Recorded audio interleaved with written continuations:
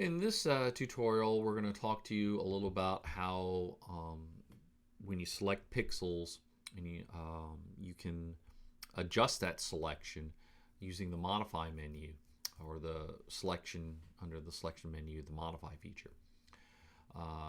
Sometimes it's referred to as expanding pixels. And on a side note, we do this a lot when we're digitally coloring like comics and things like that, as we see here. So I'm just going to select my magic wand here, and I'm going to click on his face, and we'll go ahead and select his eyelid here too. And I'm going to create a new layer above him, and I'm going to select a color, and we're going to make him a green caterpillar. I'm going to make him kind of a minty sort of green. Because I want to, if I'm digitally illustrating or painting and stuff like that, I'm going to want to add shadows and things like that. So we always work light to dark, but we're not trying to turn this into an illustration tutorial. I want to show you that. All right, so as we see here, when I've selected him, let's zoom in a little so maybe you can see it a little bit more. But the scan wasn't really manipulated on purpose, and you can see how there's a little fleck of black here, a little fleck of black here, and you can even, if you look close enough, you can see some marching ants around those. And so that means if I go to fill this with my green, grab the paint bucket, and when I fill it with my green, let's turn off that background for a second so you can see. And we'll hide those marching ants so you can see too. See how it leaves a hole? And it's only going to fill in that area and that I've selected, which is what it's supposed to do. But ideally, what you're going to wind up noticing in sometimes is that it's going to leave this like thin pixelated white hairline. And that's where the modify feature comes in. It fixes both of these issues. So let's undo our fill. And so what I want to do is I want to expand the pixel selection so that it goes a little into the black. Not much, but a little. And don't worry about it covering anything. We'll show you that in a second. But I also want to pick out these. Now, I could also paint those if I wanted, but that could be a lot of cleanup, a lot of time. So what I'm going to do is I'm going to go up to the selection menu, click select, modify. I'm going to click expand. And so this is what this is going to do is, again, expands the range.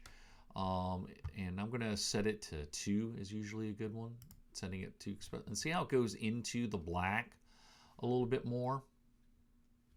If I didn't want it to go into that far in the black, then I could set it to 1 pixel, and that would be fine too.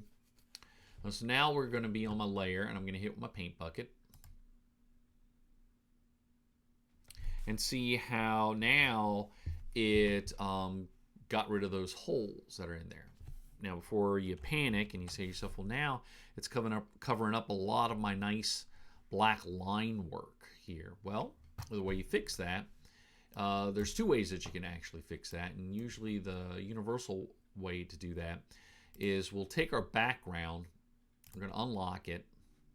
It changes to layer 0, so we're going to just go ahead and rename that background. Best practices, always naming our layers so that we know what it is. We'll leave that as layer 14 because it's just for an example here. But one way to fix it is if you set the layer above it, if you set its layer style to multiply, then that fixes it. And that kind of gets ahead of ourselves here, but that's a way that you can fix that. And we'll set it back to normal. One of the problems with that is that when you go to print these things, physically print it out with it set to normal, you'll sometimes see the color like a dark stripe on top of the black because the black isn't a pure black. Another way to do that, to fix this, is to change the order of the layers, where you would just drag the layer underneath the background, and then the black is not multiplied, black prints over it, and so it shows up as a nice black. So we'll set that, and what we would ideally would do with this background is we would just delete all the white. So I would take my magic wand and I would select the white, and we would select all the white pixels. We would delete them, and back out a bit so we can see what we're doing. And we would delete our white pixels. Oh.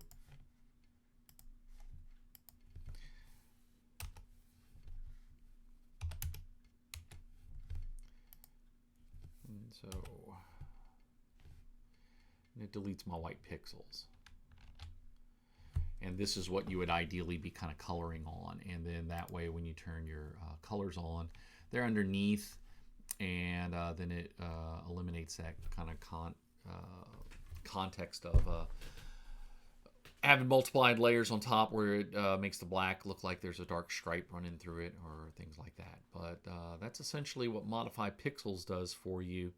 And it's a helpful tool to have when you're coloring in Adobe Photoshop.